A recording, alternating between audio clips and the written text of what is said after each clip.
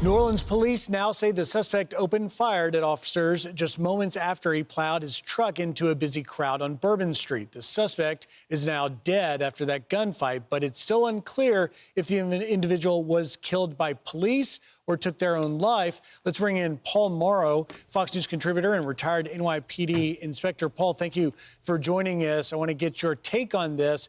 It comes as we're just getting small bits by bits. We're hoping to get more from the FBI and, of course, a press conference coming, Paul. But the local New Orleans police media is reporting that the city council president, Helena Moreno, says that this attacker was, quote, not a local and was dressed in full military gear.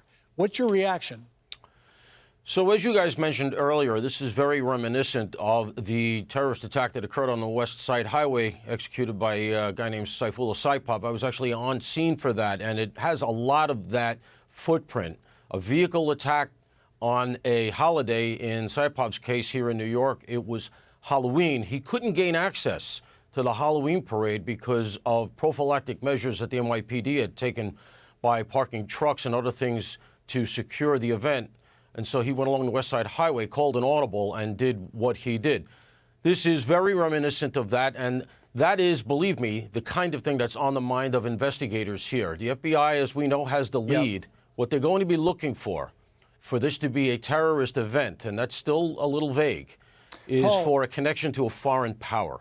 Paul, let me jump in. Fox News can now identify a high-level source within the New Orleans Police Department says officials have identified the suspect who drove the truck. The suspect identified as Samshud Din Jabbar. Now, Jabbar was carrying a Glock pistol and a .308 rifle that had been reportedly stolen in New Jersey. The .308 rifle was equipped with an optics and/or suppressor. There are at least 4 or 5 other suspects involved. That's a big detail right there, identifying, again, the suspect as a Samshud Din Jabbar, but 4 or more individuals also involved. This is becoming a different story, Paul. Yeah, and that tracks with the information that I've been receiving as well, including the identity. I would caution relative to the other people involved. Let's see how they've confirmed that and where they're going with that. The indicia there may be a little bit soft, and as we've learned so many times in the past, a lot of the early reporting on an event tends to be undermined as things clarify. But certainly the identity does look to be accurate. Doesn't look like he's from the area, but what they're going to be looking for here, and my suspicion is there's likely a manifesto or something like that in the truck or in his home or online. Somehow or other, he's communicated something like that. Because, again, going back to the event that happened here in New York, there was a manifesto in the truck. This looks so reminiscent of that I wouldn't be surprised if when they dump his computer and do various other things, they're going to find out that he was looking at that event and maybe decided that he was going to try to copycat it, essentially, because it really, really does track to that. And Paul, now learning that this individual did not act alone, and the earliest press conference we got with the FBI special agent telling us that improvised explosive devices may have been involved, this coordination would suggest perhaps that there could be an existing threat to the public and that the clock is really ticking right now for them to find out everything they can about this to keep the public safe. Yeah, my understanding is that there were 2 IEDs recovered at 2 different locations. They were pipe bombs with nails, and they were placed in disparate locations, not at the location that the suspect did the event. And so that does argue that maybe there are other people involved, because that is a lot of planning and coordination for him to go plant those and then come to the location that, that he actually did the attack. But we'll have to see. Look, they are, I am sure, going at all of this very, very hard. You're going to have a lot of resources poured into this. A lot of people got woken up early after, New Year's Eve, and they're out there working right now. Not just New Orleans PD. You'll have Louisiana State Police.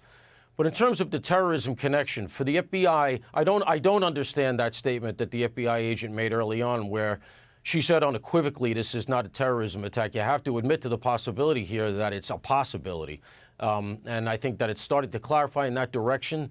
The FBI, though, again, for them to bring federal terrorism charges, they're going to need some sort of a connect to a foreign terrorist organization, ISIS, Al-Qaeda, or a foreign government. And that's what they're going to be looking for. Otherwise, just to posit this, Louisiana has a terrorism statute. And sometimes the state statutes are better. We use them here in New York. We see recently Alvin Bragg charge it in the case of the CEO murder of United Healthcare CEO Thompson. So, you know, these things are fluid right now, but it looks like the FBI has the ticket, and I would guess that they have some indicia here from inside the truck or this guy's background that he had a terrorist intent, and it looks like that's the way this is going. And as we learn more about the motive, hopefully the officials will be able to tell us. But I think if you put into full context, Paul, it has been a number of years since we had a high-level coordinated terror attack in the U.S. And so we're waking up not only to a tragedy in New Orleans, but what may be a concern of a style of attack that we haven't seen in some time. Now learning that this individual, identified as Shamsuddin Jabbar, that was, according to the city council president, dressed in full military garb, armed with a pistol and rifle, and now working with multiple possible accomplices whose whereabouts and identities are yet unknown. Are we at a moment, is this an inflection moment that we have sort of a threat that we've seen in the past now showing up today? You know, we used to have a saying in NYPD intelligence that the further we got away from 9/11, the closer we got to 9/10. And for those who do this sort of work, this Islamist-inspired terrorism or any terrorism-inspired, however, never goes away. That is your remit, and that's what you're supposed to be doing 24/7. So for the people in the business, this hasn't gone away, but it may have gone away for the public. And unfortunately, that's ignorance is bliss. This stuff is always bubbling under, especially around large events. You know, in the year that Saipov did what he did, we had two other events here in New York, one in Chelsea, a bomb that detonated, and another one in the Port Authority. So these things tend to come in copycats. They tend to come in waves. We can't be blind to what has gone on in Gaza and things overseas. So while we may have been living in a little bit of a cocoon here, thinking that terrorism was in the rearview mirror, for those in the business, it hasn't gone away. And, you know, I can tell you that they've been on this and will continue to be. Paul Mauro, thank you for your time. We appreciate that.